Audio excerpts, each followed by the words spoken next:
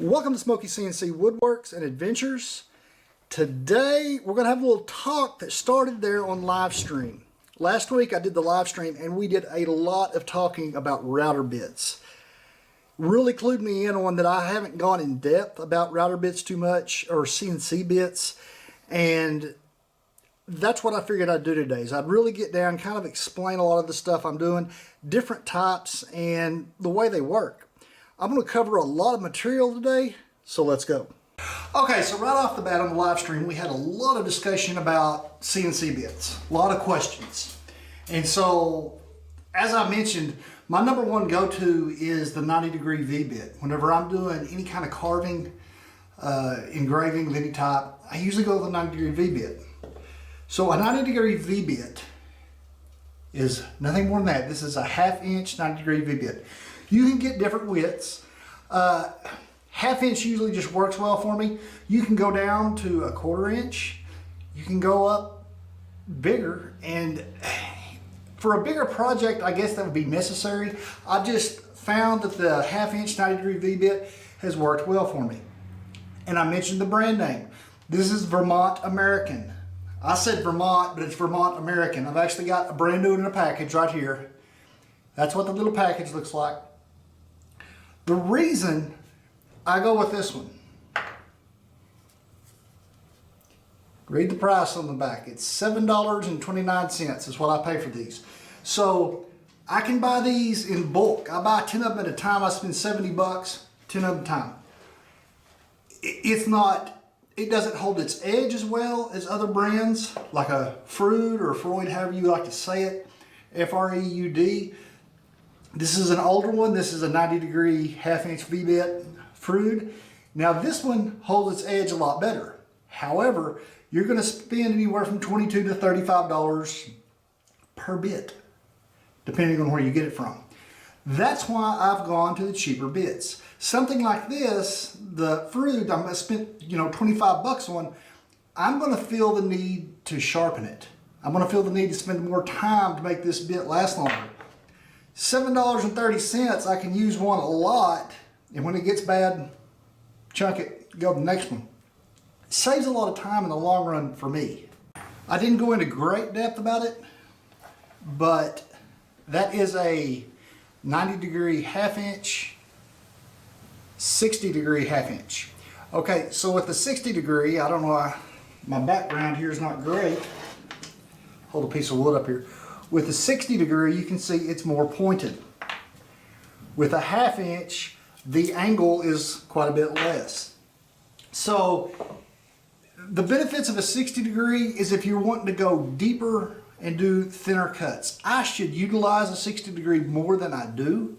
I use them occasionally. I've got 2 or 3 around here. They're the same brand. They're this Vermont America.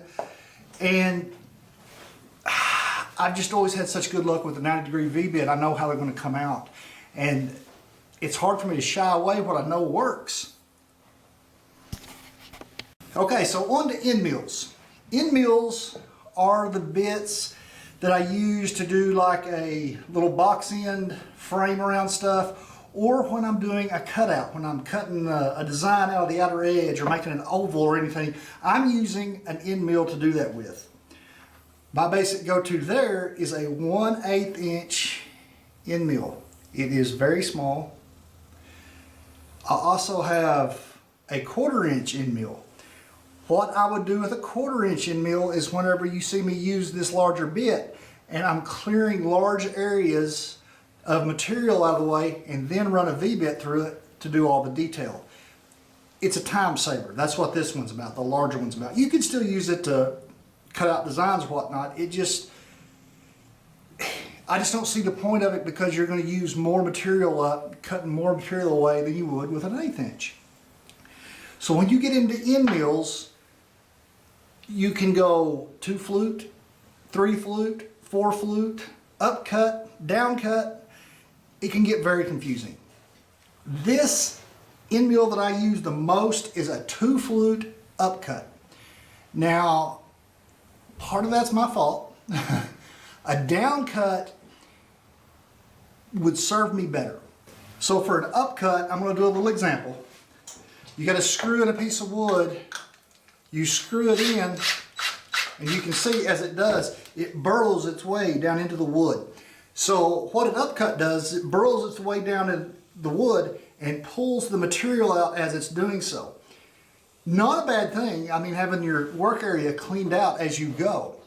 However, by pulling it up, whenever you see me, I'll just give you a good example right here. Here's a piece of wood that I did upcut on.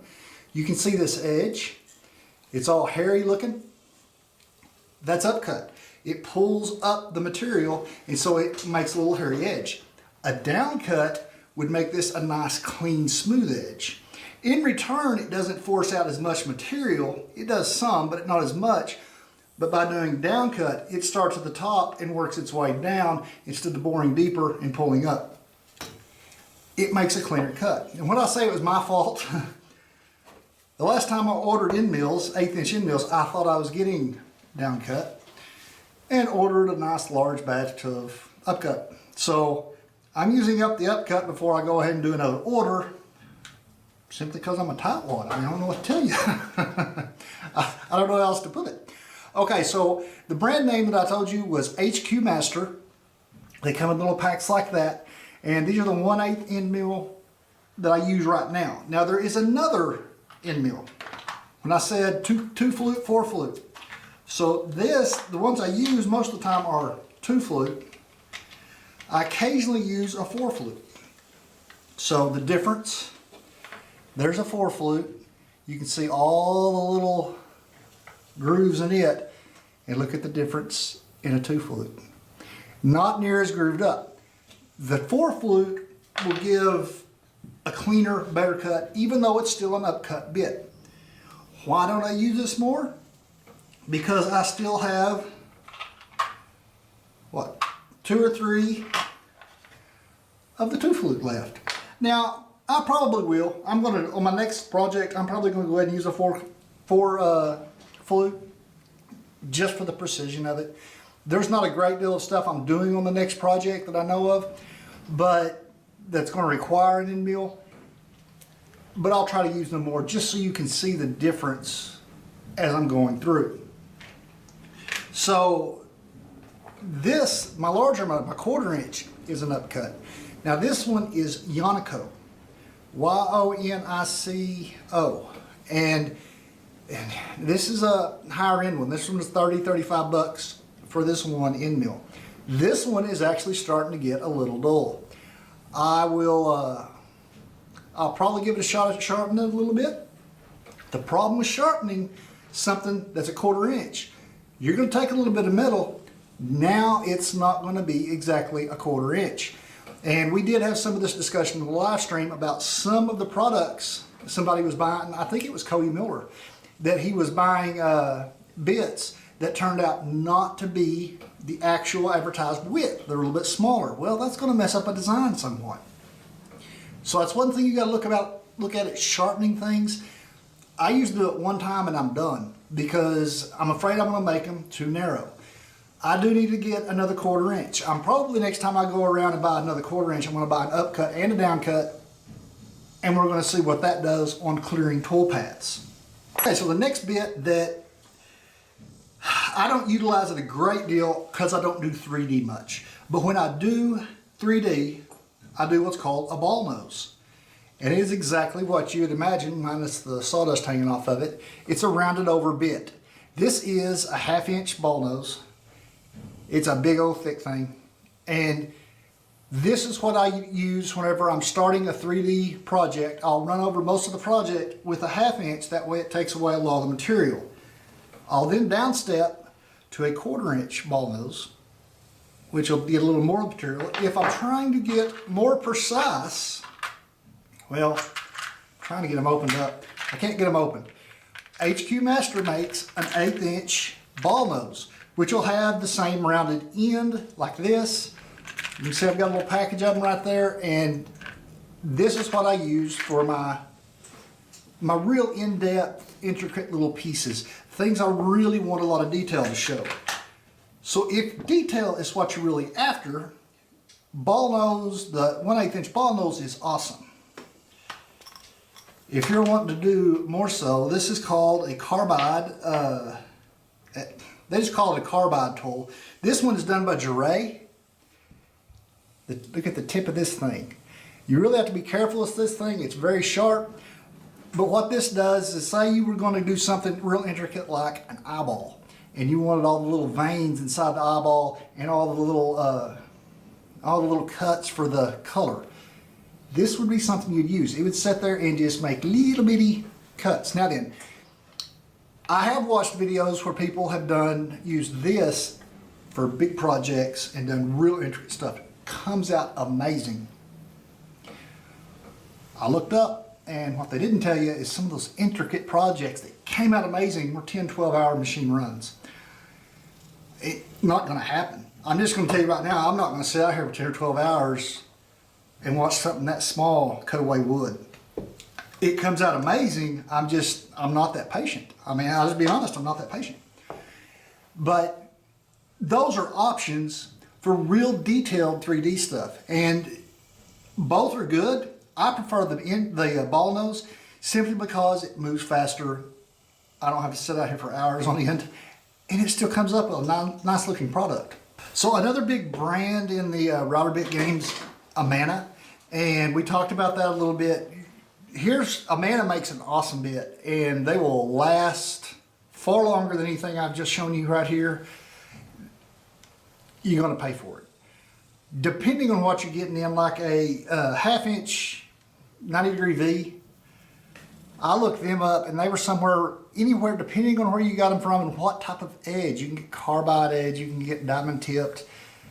You're looking anywhere from 30 bucks to 75 bucks for one bit. I'm not a rich guy, so I really don't dive off into Amana stuff. Now, if I was doing this where it was a full-time job and I was doing nothing but taking orders and putting out product, yeah, I'd probably have all high-end bits because I want them to last longer. I don't have to worry about the sharpness of them. Most of the stuff I do in the shop, when I have a sharpness problem, I can trash it, move on to the next one. Because I'm not making the bulk amount of products. I'm not making bulk signs. I mean, as y'all have noticed, generally when I make something, it's a one-off. I do it one time and I'm done with it. Again, it's for my attention span. I get bored. Now, as far as feeds and speeds, feeds being how fast you're eating through the wood, moving along. Speeds, of course, being how fast your bit is sitting there rotating. It's going to vary for each different kind of bit you're using. Not all of it's a great amount. Here's my cheat. I keep most of my speeds up around 14 to 16,000 RPMs, and I adjust the feed. That way I know I've got enough spin for how fast I'm going. If you're going too slow on RPM and too fast on feed, what you'll do is get a drag motion, which will stutter your bit, or it can just flat burn the wood if you're going too slow of a feed and too fast of a motion. Usually you don't run as much problem with that setup. I try to stay away from either. I like to stay right there in the gray area, right there in the middle, where it makes a nice clean cut. Doesn't always happen. Y'all watched one here a while back where I was doing some clean out with a 1/4 inch end mill, and it started to stutter and messed up a project. Y'all didn't, y'all noticed here a while back, I told you about it. I didn't show it to you because it totally ruined the project. It was done. I mean, this thing started to stutter because I was trying to move too fast and messed it up. So I just went back, slowed it down, raised my speed a little bit, made a beautiful cut. Okay, so hopefully that was clear as mud. I mean, I covered a lot of different bits and how they work. It's some very important information if you are doing this, just to understand what bit you should be using for what process. Clearly, I don't use the correct bit a lot of times. I mean, I use what I've got and I just adjust my speeds and feeds accordingly. Now, that's probably not always the best way. Like I said, I'm going to try to start using a different type of end mill to make cleaner cuts and just see if the project comes out better. Now, something else we addressed in the live stream, Dude Landrum got a hold of me, wanted something made. Dude, email me at this email. I'll put it right here. And we're going to talk about it. I found the program for it, and we probably can get that done. So that was all for this week. I was initially going to cut something, but after I got several questions after the live stream about more bit stuff, I figured I better cover it better, just so people were clear on what was going on when I'm changing bits in and out. Other questions? Yeah, I've got vacation videos coming. I hadn't even started the full edit on that. I say started full edit. I've started the edit, but I'm nowhere near through all the footage. And so the full edit on that thing, I don't know how long it's going to take. It gives me a whole lot more respect for other channels and how they do things, because I've got tons of footage from a short period of time that I have to weed out and edit up. So that's one of those videos aren't out yet. And like I said, I'm probably just going to throw those like in the middle of the week. I'm going to still try to do some woodwork every week and just add some content to the channel. So guys, that's going to be about it for this week. If y'all haven't done so yet, please subscribe, and I'll see y'all next time.